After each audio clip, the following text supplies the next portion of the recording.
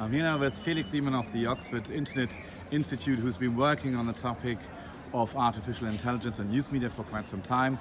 And I would like to know from you, Felix, what is your view? How do you view the impact of artificial intelligence on news media, but in particular on the disinformation sphere? I think generally for news media it means that their work will be retooled to varying degrees, where AI will come in sort of production, distribution of information as an aiding tool in some cases. In some cases we'll probably also have more sort of a replacement function. With respect to mis and disinformation, I think what we are seeing is, again, these tools can be used by anyone increasingly, and that of course also includes nefarious actors. And it's common knowledge at the moment that it's easier to produce something that looks very credible with tools like ChatGPT, Google's Bard, Midjourney, etc. But the big question for me is if this will actually make a major difference to the current mis and disinformation landscape, and that's personally where I'm skeptical for one, because we don't really have the evidence, but there's also good theoretical assumptions for now that the problem is actually the bottleneck of distribution for these actors rather than the creation of more credible content. Because we know actually you don't actually need something that's incredibly believable and authentic to fool or mislead people. That also works with badly photoshopped images, for instance. So I'm not so sure that it's the big game changer people say it is, but we will have to wait for more evidence to be collected and to be analyzed to sort of make a final, or not final, but like a better assessment of where this is going to go.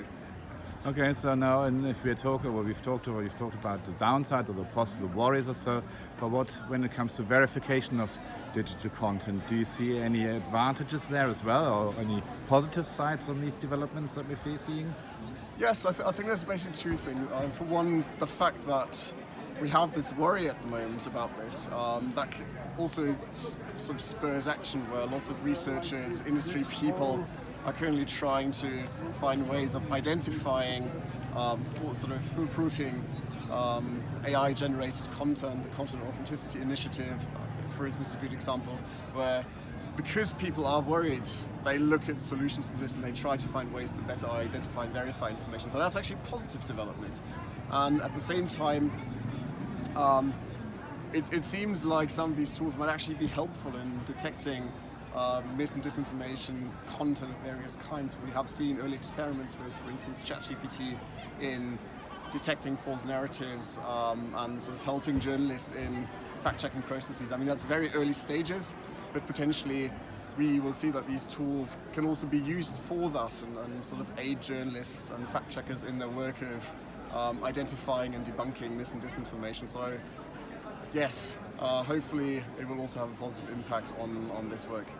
And the final question, if I'm allowed, I mean, you're working as a researcher, so what would be your one wish, if you had one, regarding this space here? I think better access to how these models and systems work from the companies developing them. Because at the moment it's again a repetition of the situation where it's developed by a set of startups in this case, and we don't really know as researchers and sort of as an outside community what they're doing, what these models can do. We sort of have to rely on their statements, and it would be useful to get better access as researchers both through the data and through the processes by which these models come about, so that we can properly understand what they are doing, what the implications might be in the future. Super, thank you very much, Felix. You're more than welcome. Thank you.